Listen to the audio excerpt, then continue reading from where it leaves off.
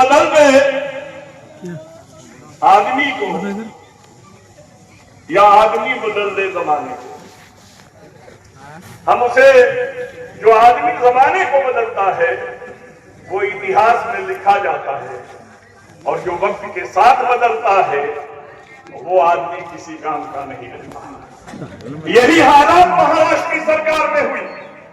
आपको पता है ये सरकार चुनी हुई सरकार नहीं है, चुना तो हमने किसी और को, और ये खोखे के जरिए बदलकर धोखे के जरिए सरकार बन गई।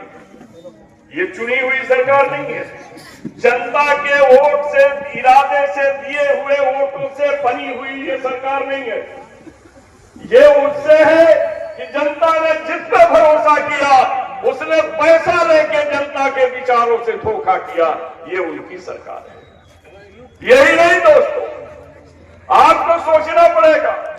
मेरे भाई ने कहा, बीच में आपसे सुना होगा मजहब की बात, मैं आपसे साफ कह दूं कि उदास धरती और गगन देख रहा हूं, उदास धरती और गगन देख रहा हूं, सहमी हुई हर शाख चमन देख रहा हूं। मजहब को सियासत में घसीटा गया जब से, चलता हुआ अपना वतन देख रहा हूं।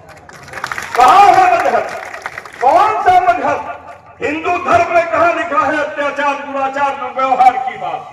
अगर यह लिखा होता तो रावण ब्राह्मण था, राम राजपूत थे, फिर रावण और राम की लड़ाई कैसे होती?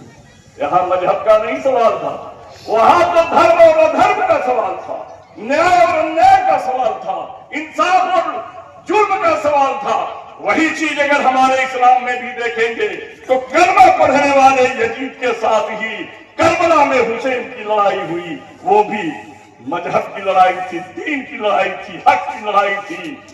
आप सोचिए, तो लड़ाई का मतलब क्या है? हक के लिए लड़ना।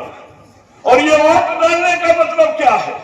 अपना हक, वोट, मतदान देकर अपने हक की हिफाजत के लिए प्रतिनिधि को भेजना, यही है ना? और इसीलिए मैं कहता हूं, बड़ा साफ कहता हूं कि हर कोई अपनी हस्ती का निगहबान बने, गम की तूफान में संगीन सी चट्टान बने, बाद में चाहे वो हिंदू या मुसलमान बने, पहले इंसान को लाजिम है कि इंसान बने। जरूरत किसकी? इस देश के अंदर हम हैं, ये देश हमारा है, हमारे मजहब की किताब कुरान है, तुम्हारे मजहब की किताब वेद और पुराण है, हमारे मजहब के अंदर भी बहुत सी बातें हैं, उनका जो है गुरु ग्रंथ है, किसी का जो है आपको मालूम है बाइबिल है, अंजील है ना? लेकिन इस देश का किताब संविधान है। ये देश संविधान से चलता है। संविधान किसने बनाया?